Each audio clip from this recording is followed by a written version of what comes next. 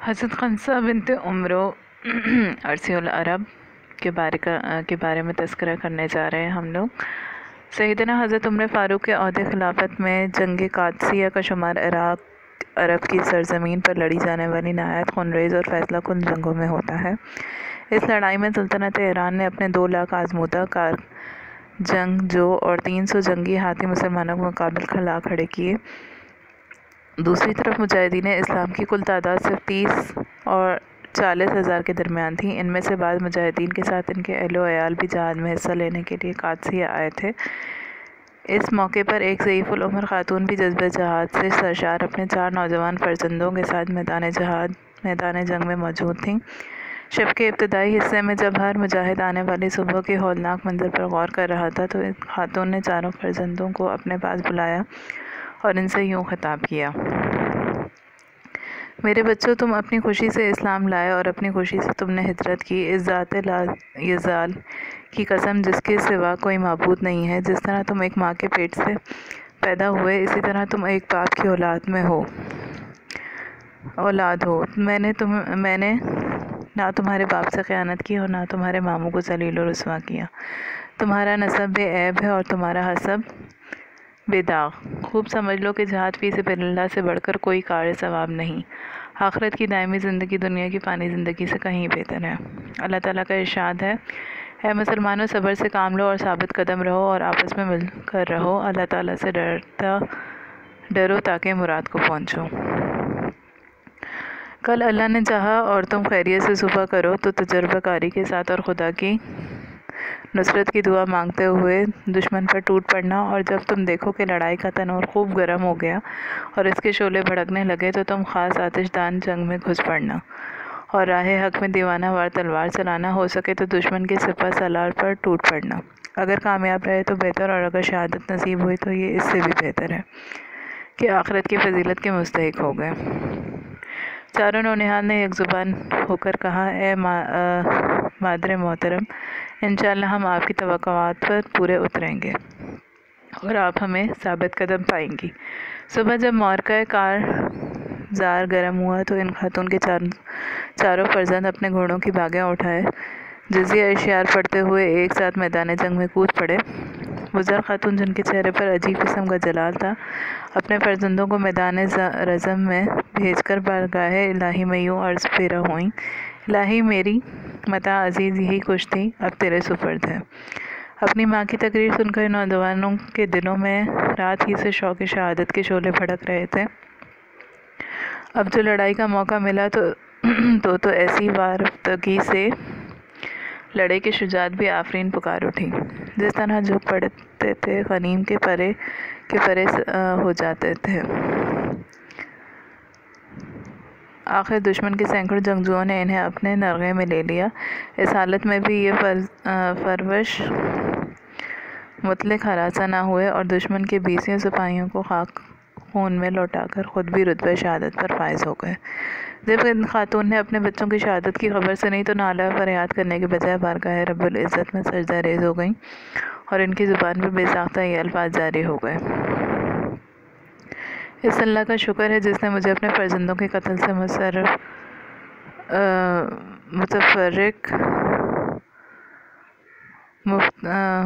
مفترق کیا۔ باری تعالیٰ سے امید ہے کہ قیامت کے دن مجھے اپنے بچوں کے ساتھ اپنے سایہ رحمت میں جگہ دے گا۔ یہ ضعیف العمر خاتون جنہوں نے تسلیم و رضا اور صبر و تحمل کا ایسا مظاہرہ کیا کہ چشمِ فلک نے کبھی ان کی نظیر نہ دیکھی تھی، عرب کے عظیم مرثیہ گو حضرت خنسہ بنت عمرو تھیں۔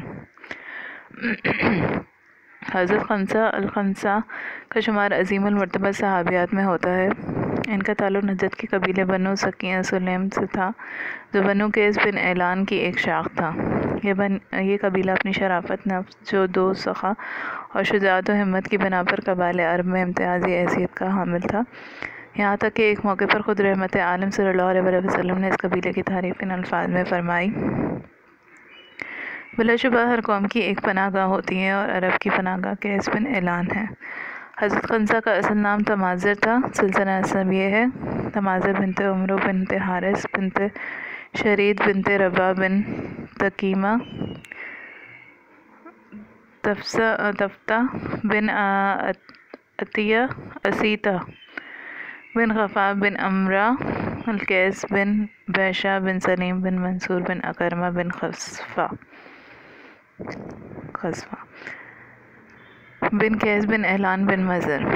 تمازر چونکہ بہت چست ہوشیار اور خوبرو تھیں، اس لیے خنسار کے لقب سے مشہور ہوئی، جن کے معنی ہیرنی کے ہیں۔ خنسا کے لقب سے مشہور ہوئی، جن کے معنی ہیرنی کے ہیں۔ مورخین نے حضرت خنسا کے سال ولادت کی تصریح نہیں کی، لیکن قرائن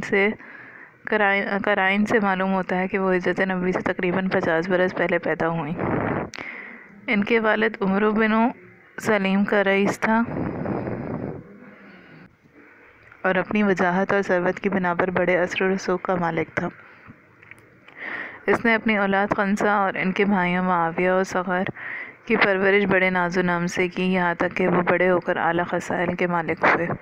مبدأ فیاض نے خنسا کی فطرت میں ہی شعر و سخن کا ذوق و ودت کیا تھا، چنانچہ وہ صغر سنی میں کبھی کبھی 2-4 شعر موضوع کر لیا کرتی تھیں۔ رفتہ رفتہ شعور کی پختگی کے ساتھ ان کی شعری صلاحیتیں بھی ترقی کرتی گئیں، یہاں تک کہ آگے چل کر وہ ایک شعر آفاق مرثیہ گو شاعرہ کے مرتبے پر فائز ہوئیں۔ حضرت خنسا کے عنفوان شباب کو پہنچنے سے پہلے ہی ان کے شفیق باپ کا انتقال ہو گیا۔ خنسا کے لیے ایک جان کا صدمہ تھا، لیکن ان کے دونوں بھائیوں معاویہ اور صغر نے ایسی محبت اور دلسوزی کے ساتھ ان کی سرپرستی کی کہ وہ باپ کا غم بھول گئیں۔ اب ان کی محبت اور عقیدت کا مرجع دونوں بھائی تھے اور ان سے ٹوٹ کر محبت کرتی تھیں اور ان کو دے دے کر جیتی تھیں۔ اسی زمانے میں بنو حوازن کے مشہور شہ سوار شاعر اور رئیس دوددین بن زمہ نے خنسا کو ان کے بھائی معاویہ کے ذریعے شادی کا پیغام دیا۔ خنسا نے بعض وجوہ کی بنا پر پیغام قبول کرنے سے انکار کر دیا۔ بعض مورخین نے لکھا ہے کہ دور ایک معمر شخص تھا اور اس کی شکل و صورت بھی کچھ ایسی پسندیدہ نہیں تھی، اس لیے خنسا نے اسے دیکھ کر ناپسند کیا اور اس کے خلاف کچھ اشعار بھی کہے، جن میں درید اور اس کے قبیلے کا ذکر طنزیہ انداز میں کیا۔ اس کے بعد اپنے قبیلے کے ایک نوجوان عبدالاعلیٰ یا بروایت ابن قتیلہ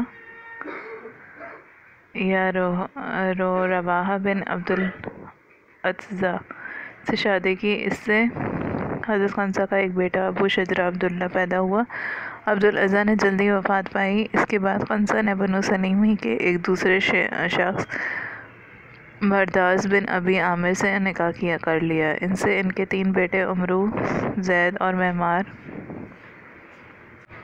اور معاویہ یا بقول ابن حزم حبیرہ، جزمہ اور معاویہ پیدا ہوئے، اور ان کے بعد ایک بیٹی عمرہ پیدا ہوئی۔ مرد اس ایک بہادر اور حوصلہ مند آدمی تھا۔ اس نے اپنے کچھ ساتھیوں کے مدد سے ایک چشمے سے متصل دلدلی زمین کو قابل کاشت بنانے کی کوشش کی۔ وہاں کی مرطوب آب و ہوا نے اس کی صحت پر برا اثر ڈالا اور وہ نجار میں مبتلا ہو کر انتقال کر گیا۔ اس کے بعد خنسا نے اپنی ساری زندگی بیوگی کی حالت میں کاٹ دی۔ ان کے بھائیوں نے معاویہ اور صغر نے بیوہ بہن کی دلجوئی میں کوئی کسر اٹھا نہ رکھی اور وہ دلجمی کے ساتھ اپنے بچوں کی پرورش اور تربیت میں مصروف رہیں۔ اس زمانے میں وہ اپنے شوق شعر و سخن بھی پورا کرتی رہتی تھیں، لیکن ان کا دائرہ شہرت محدود ہی رہا۔